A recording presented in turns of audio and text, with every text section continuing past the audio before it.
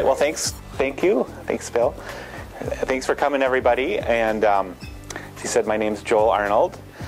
And I don't know if you all know this, but the ox cart trails actually came right through Cold Spring here on the way. They followed Highway 23 from St. Cloud and went to Richmond and then on over. Now, did anyone come by ox cart today? Anyone? If I would have, yeah, if I would have taken ox cart, I would have had to have left on Monday to get here from Savage. So they went about 20 miles or not 20 miles per hour, about 20 miles in a day. Yep, and that was on a good day if everything went smoothly. So now the reason I got interested in the ox cart trails was because of this mysterious photograph that my parents had, and it was this one.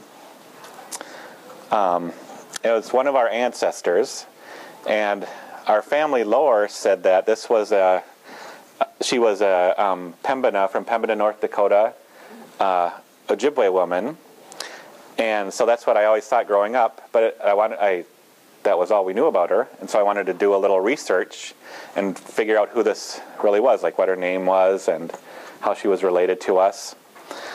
And it turns out our family lore was very, very off base. I don't know if you've ever played the game of telephone where you stand in a line and someone says something and they pass it down and at the end it comes out totally different. That's basically what happened to our genealogy. So, and I'll tell you who she was in a little bit.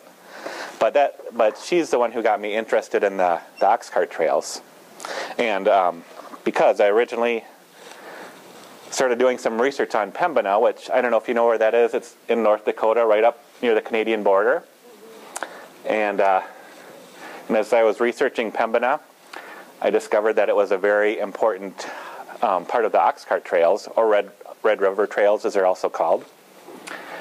And as I learned about the ox cart trails, I learned that the reason they originally came into existence was because there's the Hudson Bay Company up here in Winnipeg, what's now Winnipeg, Canada. And originally, to get their furs to Europe or to the East Coast, you'd have to take this dangerous journey through here by canoe, basically. And so they could only haul so much. And it was, hundreds of miles over rough waters and dangerous land. And so eventually, they figured out that they could take the furs by ox cart down the trails over to St. Paul, and then they could be hauled down the Mississippi River to different ports and where they needed to go. The ox carts came into being around the early 1800s, and by 1820, one of the Governor Alexander Ramsey noted that there was already a lot of ox carts in existence by then. Now, I just wanted to read this little part from the St. Cloud Times from 1949. It tells about how they came into Cold Spring here. And this was from a person who described the Red River trail routes. He says, the trail proceeded from St. Cloud from the mouth of the Sauk to St. Joseph via the site of the future Veterans Hospital, and so to Cold Spring on the route of the present county road. At Cold Spring, it headed due south, its location still marked by Red River Street, the street that comes downhill past the brewery. South of Cold Spring at the present, and I'm not sure how this is pronounced, Knaus Bridge? Knaus? Okay. The trail turned west in a couple of miles, joining the current route of Highway 23 into Richmond. At Richmond, the Sauk was forded a short distance above the railway bridge of nowadays. Does that still exist? The railway bridge? Okay. The trail then followed the present St. Martin Road for 3 miles, cut west via a still-in-use side road, then proceeded by an easy diagonal over the open lands that lay to the northwest. So there may still be some, they're hard to find, but there still may be some evidence of the ox cart trails right around here. Most of them, oh yeah? North of Richmond, when you're driving 23, there's close to Roscoe, town of Roscoe, there's a, I don't know if that was part of the Arctic Trail, but it was, the road apparently was there at one time, you know. Some road, and it goes, veers off to the side. Oh, okay. You see the tracks, you know, tracks are still there, so if that was it, I don't know. Oh, it could be. They're kind of, the tracks, at least, they'd have two deep ruts where the wheels were, the ox cart wheels, and then a narrower route, or narrower track in the middle where the oxen trampled down the road. So that's one way to recognize them. Most of them are all overgrown by grass and farms now, or by the road. So, what was an ox cart? Let me show you here. I'm left-handed, so the unique thing about an ox cart or Red River cart, as opposed to like the Scottish ox carts, they had a large wheel that was usually about 5 foot tall, and this was connected by a simple cart, and then this came out, and then your oxen was hitched up to this. I'm not going to try to draw an ox. There's yeah. And they were not as big as the state of Minnesota, just so you. But the interesting thing is that it was all made out of easily obtainable materials. It was all basically wood and animal hide. And that was because when they took the ox cart along the trail, they wanted to be able to easily fix it along the way. So they avoided using any metal, because if something broke, they could just, find a tree or an animal's hide, which they used to bind the pieces together. Now, and another interesting thing about the ox carts is that the wheel, I'm going to draw a side view of it. So say this is the wheel looking at it on the side. It came in, the spokes bowled out like this. So this is where it connected to the axle, and the other wheel would be here.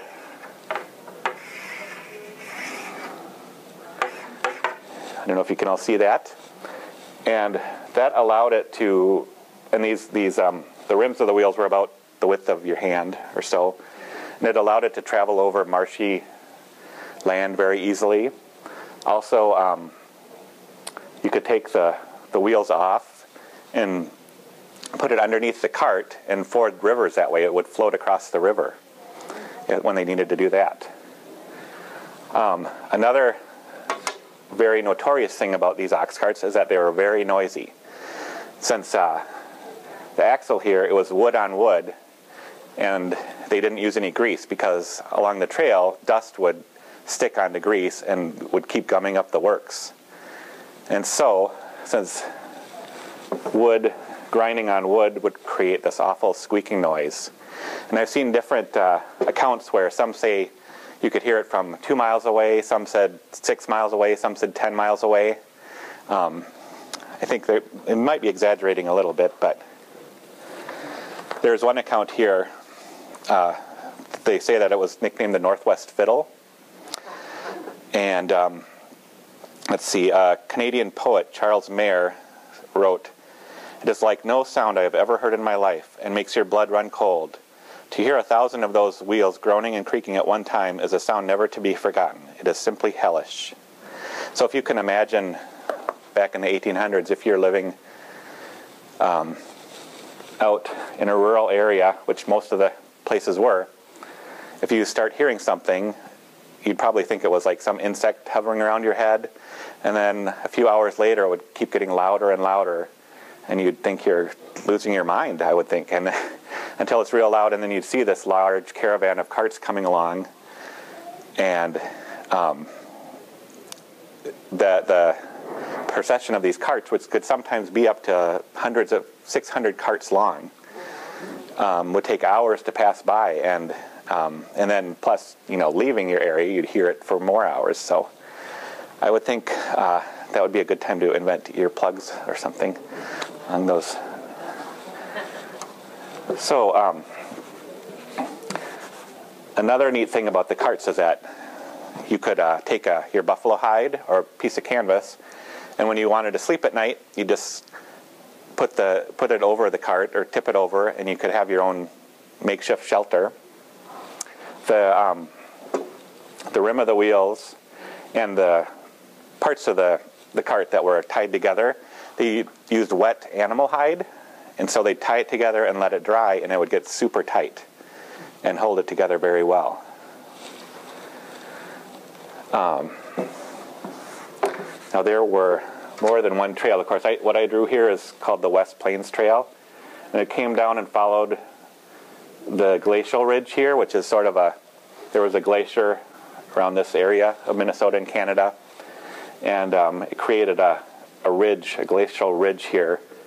So they'd be up above the ground, and the Red River would be about 30 miles distant here. And then it would cross over into Minnesota at Breckenridge or Georgetown and follow the Minnesota River and up into St. Paul. And they followed the river. They like to follow the river because that's where they could easily find food and wood and supplies. There's also a trail that was called the East Plains Trail, which went obviously east, and then it cut across here. This was more likely the one that came through Cold Spring, and it went to St. Cloud and then down. And then there's the Woods Trail, which cut through this area, went through Crow Wing, that area.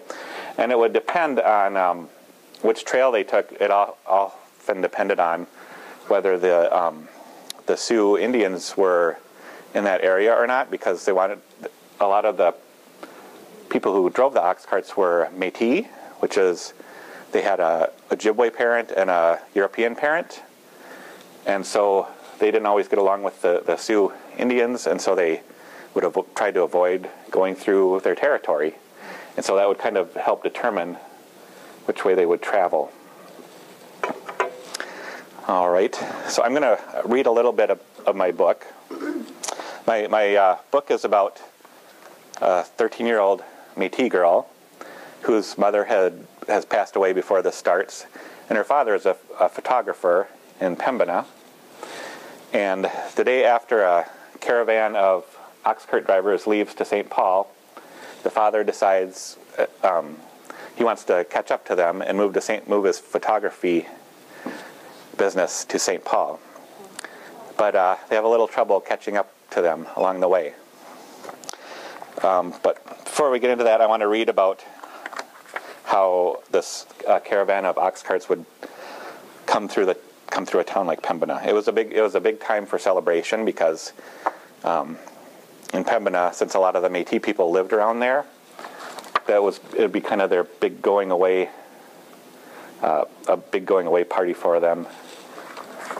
Okay, so, and this is written from the point of view of a 13-year-old girl, so you're going to have to imagine me with that. I'll do my best here. A loud squeaking noise interrupted my thoughts and sent shivers down my back. Heads turned. People whistled and cheered. Frida and I stood on our toes looking down Main Street. The squeaking grew louder, a chorus of squeaks. The sound reached deep into every bone of my body. It made the tiny hairs on my arms and neck rise up. It was the squeak of giant wooden wheels turning on wooden axles. One by one, the Red River carts appeared. They gathered in single file, each cart pulled by an ox, and with each cart sat a Métis man, his face full of anticipation. Some sat with wives and children. Many drove alone. They called themselves gens de libre, men of freedom. While the wheels squeaked, the beds of the carts creaked with the weight of buffalo hides. They kept coming, the giant wheels flinging up mud behind them. The oxen chewed as they walked, their hooves squishing into the muck.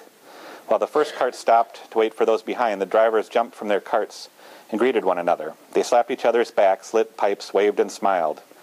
They chatted with family members and friends whom they wouldn't see for over 2 months. Now, the caravan that would leave, it would leave in the spring, and it would take about right around 90 days, a month to 90 days to get to St. Paul, and then come back before the summer was over. So usually they just make one trip a year. All right. Okay, they kept coming. Oh, the older Métis, who were done with their yearly travels, waved from the open doorways of saloons and yelled out lighthearted warnings about the women of St. Paul. The line of carts stretched as far as I could see. A young boy with a bright red cap walked behind us, calling out, "Peanuts, roasted peanuts!" Bags overflowing with this salty treat filled a box dangling from his neck. My mouth watered. More carts came, more Jean de Libre. They wore brightly colored sashes around their waists. Broad-rimmed hats kept their faces shaded from the sun. Their coats and vests were made of buckskin or black wool. Bright beads decorated their leggings, and many carried the bold red flag of the Métis on their carts. Now, their coats were actually often blankets from the Northwest Company, which they fashioned into capotes, which were the type of coats they wore. And their flag, the Métis flag, I'll get rid of this here.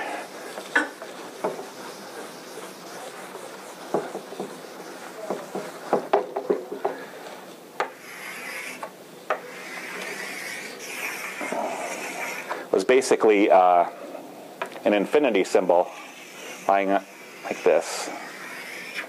And it would either be, the background of the flag would either be red or blue, depending on, some say it was depending on what company they had originally come from, whether it was the Hudson Bay Company or the Northwest Fur Trading Company.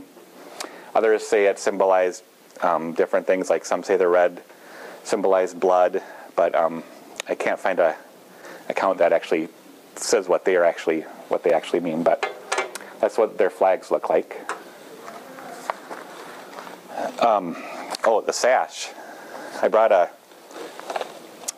one of the Métis sashes here, and as you notice, it's really long. And this had a lot of uses. This was very popular among the Métis. They'd, when they were traveling, they tie it around their coats to keep their coat closed. And they'd usually have a knife in the back, and then their bag for fire lighting equipment would be on their side. And then they'd use it for things like, they could wash dishes, they could dry themselves off. Also, the threads on the end here, if they needed an emergency sewing kit, they could pluck one off and use it to sew with. They'd also attach keys to these ends. They would also, occasionally they would be used for a tourniquet if someone needed one. They would also, during the buffalo hunts, they'd use it when they killed a buffalo, they'd leave it on their buffalo to mark it, because they would know whose sash was whose. Everyone had a different, like the Right. pattern or something? Right. It's different? Yeah. Yep. And then they also use it as a tump line, which, I don't know if you're familiar with that term, but they would use it to carry things. They'd put it over on top of their head and then tie it behind them to their pack and haul their packs that way. So it had a lot of different uses. They'd also use it as a saddle blanket for if they wanted to, if they had a horse, for example. So I don't know if I can pass this around if you want to take a look. Is that an old one? Or is that... It's a new one. Yeah. It says it's an authentic handmade one, but it's current. It was made in Manitoba. Oh, so they still make them. Yep. Mm-hmm. And there's an arrow pattern on them, and that's pretty typical of them all. I don't know if you can see that, the little arrows. Yep. Okay. Now, along the way, for eating, they'd often stop at McDonald's. No, they would, of course, hunt when they could or fish, but the main staple that got them through these trips was pemmican, which is basically, it's basically 50% ground dried meat of some type, like bison or deer, and 50% lard, basically. So it was this big mixture of fat and dried meat that they'd mix together, and they'd stuff it in a bag, and they just kind of scoop it out with their fingers, because it doesn't really harden unless you freeze it.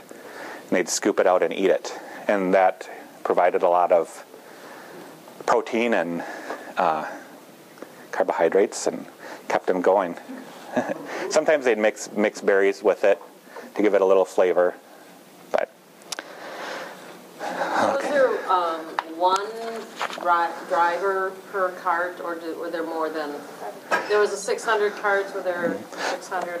That's a good question. There actually, typically there would be one driver for about anywhere up to 6 carts. Oh. They'd lash the end of one to the ox in back of it, and they'd just kind of, often they'd walk alongside to drive their ox along. They could also, sometimes they'd ride in the cart, but usually they walked most of the way. And a cart could hold up to about about 1,000 pounds of buffalo hides and furs. And so they'd take these furs to St. Paul and then trade them for goods that they needed back home, and then go back with the goods that they needed. All right.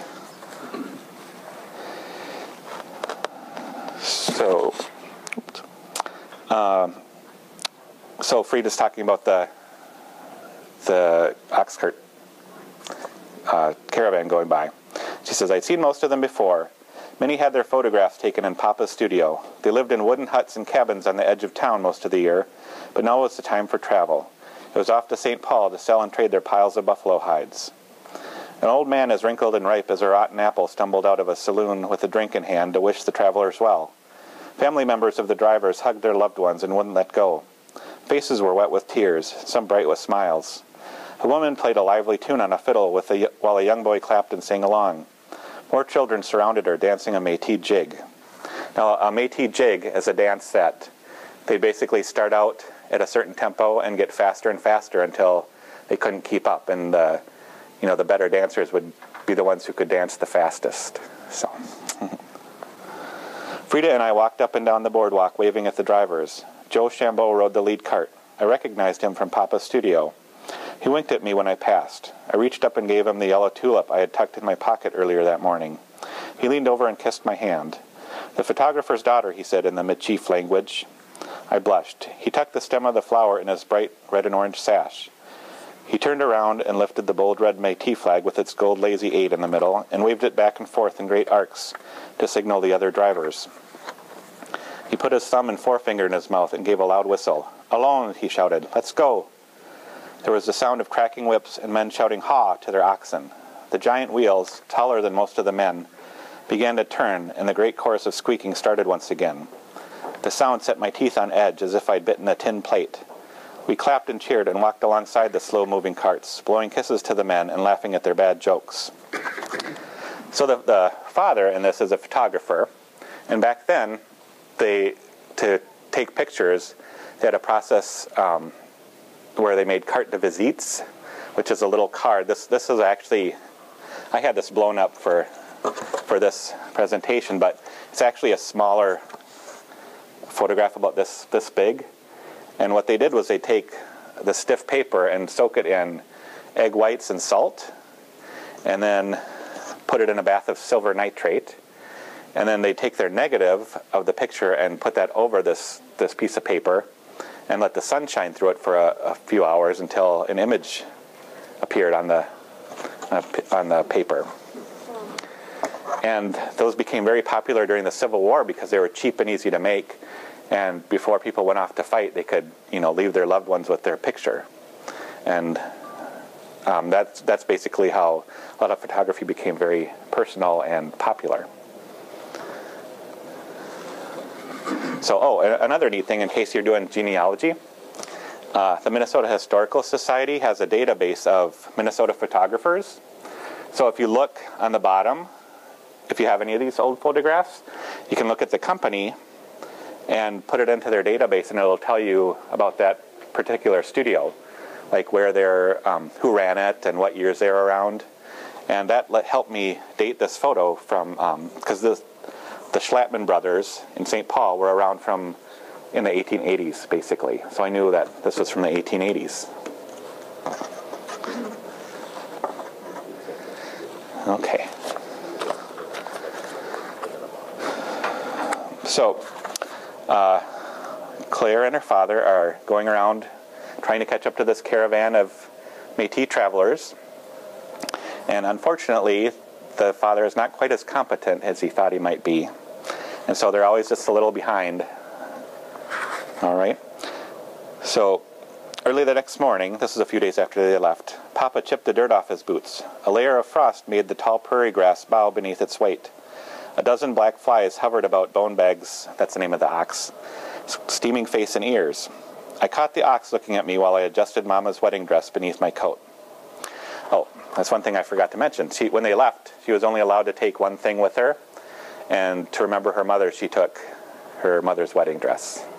And her father didn't want her to take it, so she hid it under her coat, thinking he wouldn't notice it. But I caught the ox looking at me while I adjusted Mama's wedding dress beneath my coat. "Have you known this whole time too?" I asked. Bonebag licked his nostrils with his long pink tongue. Papa secured the buffalo hide over the contents of the cart and swatted the ox. "Allons," which means go, he said. "Ha, ha." We left the dry island of poplar trees as the wheels of the cart began their tuneless song. We rolled west up into the hills. Soon we found a well-worn trail rutted deeply from the wide ox cart wheels that traveled here before us. Farther west, as far as I could see, stretched endless prairie. Bonebag stopped and sniffed at a small pile of charred wood and ash. Papa squatted over it and held his hands over the ashes. He smiled. "Still warm." He stood and squinted into the distance. "They are not far ahead." "Can you see them?" I asked, able to see nothing but grass and trail in that direction. "Not yet," Papa said. He rubbed his hands together. "But we will soon see them soon, eh?" A short distance later, Papa found the broken spoke of a wheel. Another present left for us. Maybe we even catch them by the end of the day. One thing you might be wondering, why they took oxen instead of horses. It's because oxen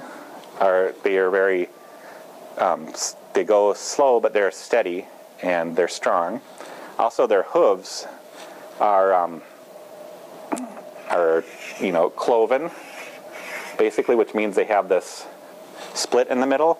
And when they walk on a swampy area, it kind of spreads out, and it keeps them above the surface. Whereas a horse, his hooves would more likely press down into the swampland and make it harder to walk. And so oxen were ideal for that kind of travel.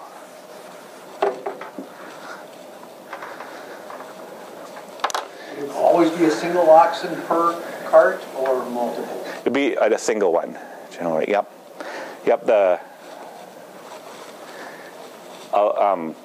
I'll kind of do a top, looking down at the cart from the top. You'd have your square, and then they'd have two long poles. There'd be about 12 foot long, which were the side poles that would hold the cart, and then also they'd come out and you'd have your oxen right in the middle here. So.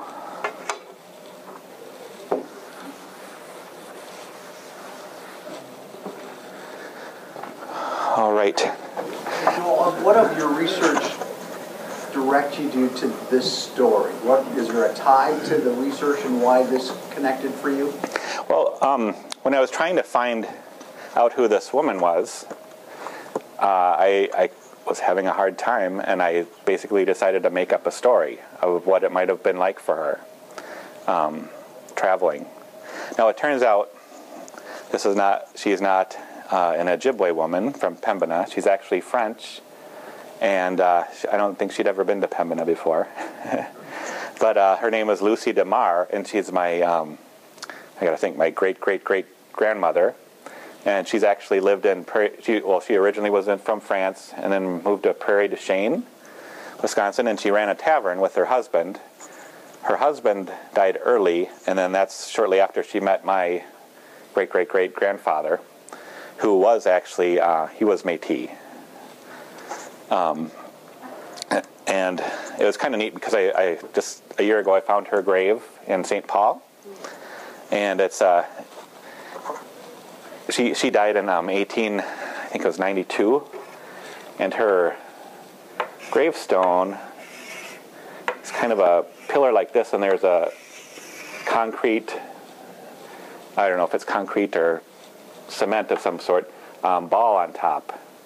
And according to the the graveyard records, her husband and one of her sons is buried there too, but they don't have a marker there. So it was just neat to find this, and kind of I put my hand on top and just thought, it really kind of connected me with this ancestor from so long ago, from over 100 years ago. Oh, I don't know. Do any of you do genealogy? Have you looked through the censuses and noticed how many variations of spelling there are? Yeah. Her last name is Demar eventually. When she married my great-great-great-grandfather, it was Demar. Before that, it was Demaray, which was shortened to Demar. And every census I looked at, it's spelled differently. It's it should be D-E-M-A-R is what they finally settled on, but it's been D-E-M-A-R-R-E, D-E-M-A-R-A, just every variation you can find. So. Demars or Demarais here in Postman. Are there? Are you related? Could be, yeah. Yeah. Dean, yeah, he spells it E-I-S. Yeah, yes, Demaray. Yeah. Yeah, that's. It was hard to connect her husband that was related to me. It's hard to find evidence that Demaray and the Demar that we knew of were the same person, but I found an obituary where it said that I'm blanking on his first name now. Anyways, they said that so-and-so Demaray, also known as blah, blah, blah Demar. So that kind of helped me put the pieces together a little bit. So, does anyone else have any questions about, yeah? I have an oxen yoke, and I always thought it was from these carts, but it's for a team. Oh, okay. 2 oxen, do they ever use, is my oxen yoke one that's been used for plowing and there? I'm guessing so. Yeah. Maybe not from the ox cart Yeah. themselves. I mean, it could have led a team. Farming and stuff, Yeah. sure. Mm-hmm. There's actually there's only 3 known original ox carts that are still in existence today, and one of them is at the Candiothi County Museum in Wilmar. They have an original one, so if you want to ever go see what it looks like, it's kind of cool.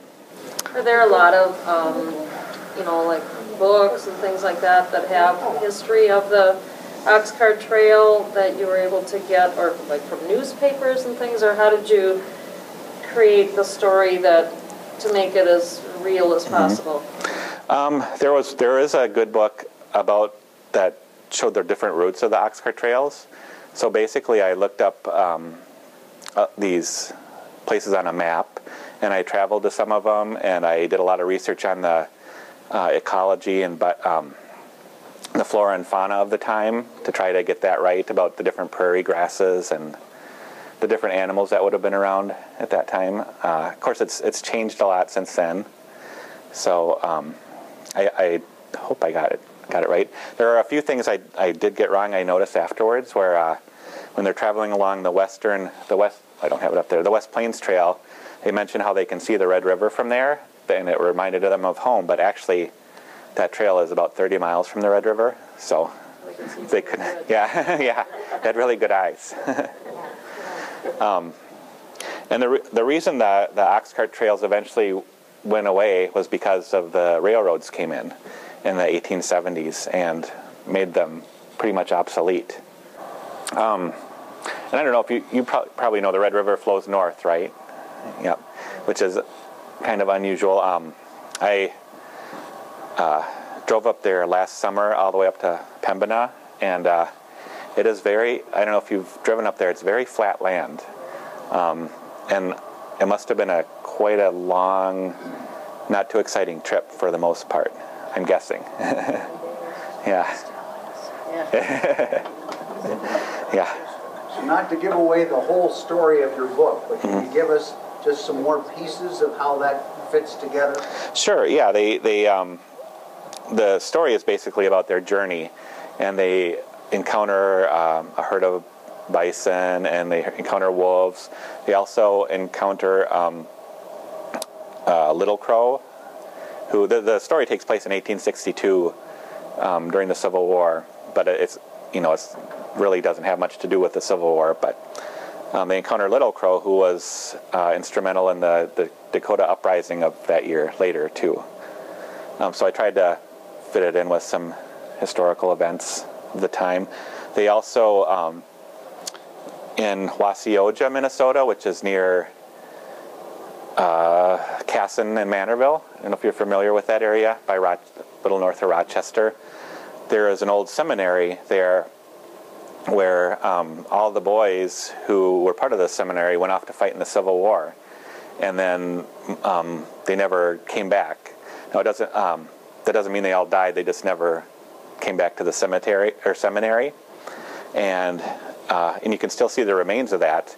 And I use that idea in my book too, even though I have a fictional seminary, because the Wasioja Seminary would not have been along the actual road, but. It's kind of fun to blend some real things and fictionalize them a bit to make the story sound a little more interesting. Yeah. So as an author, and considering the potential authors that might be sitting here, what advice would you give? I mean, like Cold Spring is rich with stories that go from the brewery to the oxen that you describe. I mean, there's 1,000 different ways you could go.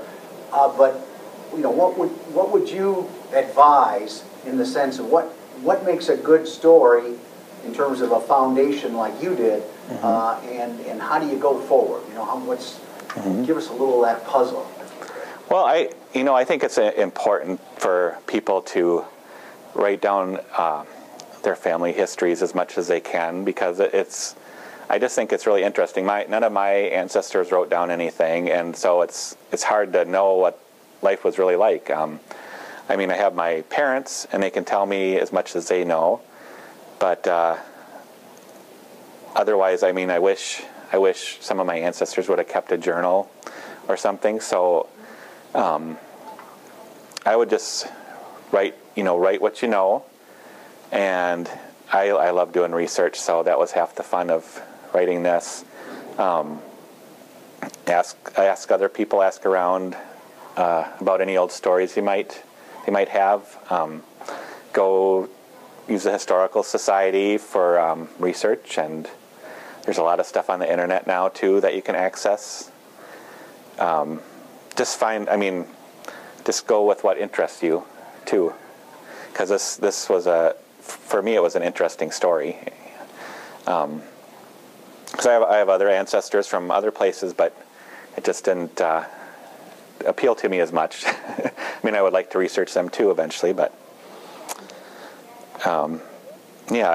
And an interesting thing is her son. His name was Louis DeMar. He was born in 1852, and he lived to be in his mid-90s. And my mother remembers him when she was a little girl. So just from 1852 to my mom, who's still living, to me, the 1852 seems like a long time ago, but there's still this kind of connection. And you start to realize it really wasn't that long ago. I mean, the history of the United States, especially Minnesota, is pretty new, you know, and I hope more people write down what they know about it, because there's a lot of story. I mean, if you have an ancestor or a story that you like, no one's going to know about it unless you keep that story alive. So, and we kind of stand on the shoulders of those who've gone before us, and I hope you all might consider writing down your stories sometime. How did you find a publisher? My wife published it. So That's a good yeah, it's self-published actually. She runs a graphic design business, and we did it through CreateSpace, which is a fairly easy to use system. Where are you selling your books? I mean, do you have them at the Stearns History Museum or other places? They're at a few history museums. They're at, on Amazon and BarnesandNoble.com, and it won the Midwest Publishers Book Award, for 2011, and it was for Best Young Adult Novel, and it was a runner-up for historical fiction too. So Is it digital? it is, yeah. Awesome. It's digital too. Yeah. Is there a museum in Pembina? Yes, sir. Oxcart museum? They have. out Yep. there? There's their history museum. It has a section on Oxcart. Yep. It's a reproduction, but and there's a place it's now a trailer park, but it used to be a big rendezvous point for the Métis and the fur traders, which now all there is a sign there, which at least there's that. I mean, it's nice. How long did it take you to write your book? About 6 months, basically, and then I kept tweaking it.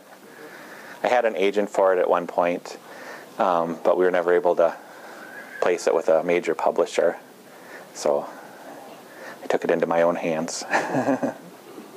Yep. Where did you say the other, there's an actual ox cart on display? Yep, in Wilmer. Wilmer. At the Candio High Historical Society. Well, thank you all for coming. I appreciate you being here, and just remember, write down those stories that you have, if you have any, and I don't know, give them to your historical society or keep them where people can read them, because it's important to keep history alive, I think. So it's $10. All right, thank you. Yeah.